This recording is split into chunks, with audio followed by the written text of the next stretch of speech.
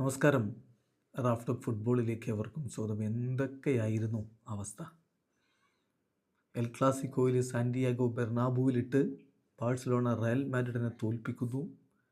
ലാലിഗയിൽ വലിയ രൂപത്തിൽ ആധിപത്യം പുലർത്തുന്നു. പോയിൻ്റ് ഡിഫറൻസ് വലുതാക്കി കൊണ്ടുപോകുന്നു. അങ്ങനെ അവർ വിരാജിക്കുന്നു. നവംബറിൽ അവർ പോയിൻ്റ് ഡ്രോപ്പ് ചെയ്യുമ്പോൾ റയലിന് കയറി വരാൻ അവസരം.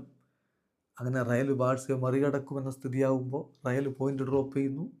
പിന്നാലെ ബാഴ്സ പോയിൻ്റ് ഡ്രോപ്പ് ചെയ്യുന്നു. അവർ തമ്മിൽ അടി. പക്ഷേ അതിനിടയ്ക്ക് ഒരാൾ നിശബ്ദമായി തൻ്റെ ടീമിനെ കൊണ്ടുപോയി ഇപ്പോൾ തലപ്പത്തേക്ക് അങ്ങെത്തിച്ചിരിക്കുകയാണ്. Yes, Diego Simeone. സിമിയോണിയുടെ കുട്ടികൾ ഇപ്പോൾ ലാലിഗ ഭരിക്കുന്ന കാഴ്ചയാണ്.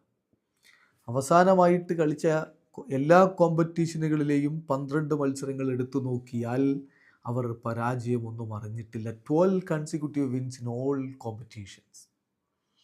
മാത്രമല്ല 2006 ശേഷം ആദ്യമായിട്ട് ബാഴ്സലോണയുടെ മൈതാനത്ത് പോയി അവരെ തോൽപ്പിച്ചിരിക്കുന്നു. സിമിയോണിക്ക് ഇത് ആദ്യത്തെ വിജയമാണ്. ബാഴ്സ നഗരത്തിൽ അദ്ദേഹത്തിൻ്റെ ടീമിനെ ആദ്യമായി വിജയിപ്പിക്കുന്നു ബാഴ്സലോണയ്ക്കെതിരെ. 2024 ഇപ്പോൾ മത്സരങ്ങൾ അവസാനിക്കാൻ പോകുമ്പോൾ 1-ാം സ്ഥാനത്ത് ഫിനിഷ് ചെയ്യും ലാലിഗയിലെ അത്ലറ്റിക്കോ മാഡ്രിഡ്. അവസാനത്തെ 12 കളികൾ എല്ലാ കോമ്പറ്റീഷനുകളിലുമായിട്ട് 12 വിജയങ്ങൾ, 100% വിന്നിങ് പെർസെൻറ്റേജ് 100%. 33 ഗോളുകൾ അടിച്ച് അവർ ആകെ തിരികെ വാങ്ങിയത് 8 ഗോളുകൾ. 43 ബിഗ് ചാൻസുകൾ അവർ ക്രിയേറ്റ് ചെയ്തു. 5.1 shots on goal per game. 56.7% ball possession. Yes, La Liga ഭരിക്കുന്നു.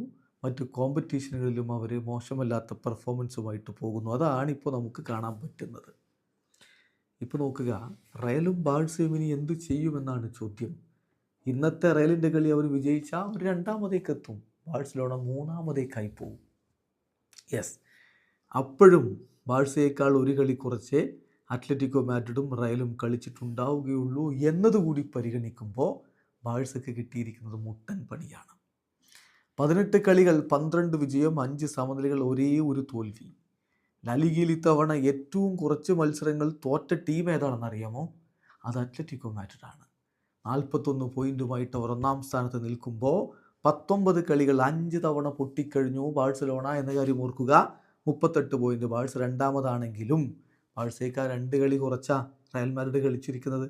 ആ 2 കളികളും വിജയിച്ചാൽ കാര്യങ്ങളാകെ മാറിപ്പോവും. ഇന്നത്തെ കളി വിജയിച്ചാൽ തന്നെ 2ാം സ്ഥാനത്തേക്ക് അവർക്ക് എത്താൻ പറ്റും. എങ്കിൽ പോലും അത്ലറ്റിക്കോ മാഡ്രിഡിനെ മറികടക്കണമെങ്കിൽ അപ്പോഴും റയൽ മാഡ്രിഡിന് ബുദ്ധിമുട്ടായിരിക്കും. 1 പോയിൻ്റ് വ്യത്യാസം അപ്പോഴും ഉണ്ടാകും. സോ അത്ലറ്റിക്കോ ഇനി പോയിൻ്റ് ഡ്രോപ്പ് ചെയ്തെങ്കിൽ മാത്രമേ റയലിനും ബാഴ്സക്കും എന്തെങ്കിലും പ്രതീക്ഷയ്ക്ക് വകയുള്ളൂ. പക്ഷേ ലീഗ് ഇനിയും പകുതിയോളം മത്സരങ്ങൾ ബാക്കിയുണ്ട് എന്നുള്ളത് കൊണ്ട് ഇപ്പോഴേ വിധി എഴുതാനാവില്ല. ഇന്നലെ അതാണല്ലോ സിമിയോണി പറഞ്ഞതും. ഇപ്പോഴേ നമ്മൾ ഫേവറിറ്റുകൾ എന്ന രൂപത്തിൽ പറയുന്ന ഒരു അർത്ഥവുമില്ല, പകുതി മത്സരങ്ങളെ കഴിഞ്ഞുള്ളൂ എന്ന്. അതുകൊണ്ട് ഇനിയും ഇതൊക്കെ മാറി മറിയാം. പക്ഷേ അത്ലറ്റിക്കോ മാഡ്രിഡ് ഒരു ഭാഗത്തുകൂടെ അങ്ങ് കയറിപ്പോയി ലാലിഗ ഭരിക്കുന്ന കാഴ്ചയായി ഇപ്പോൾ നമ്മൾ കാണുന്ന. വീഡിയോ അവസാനിക്കുന്നു. ഫുട്ബോൾ ലോകത്തെ കൂടുതൽ വിശേഷങ്ങളുമായി റാഫ്റ്റോക്സിൽ എത്താം.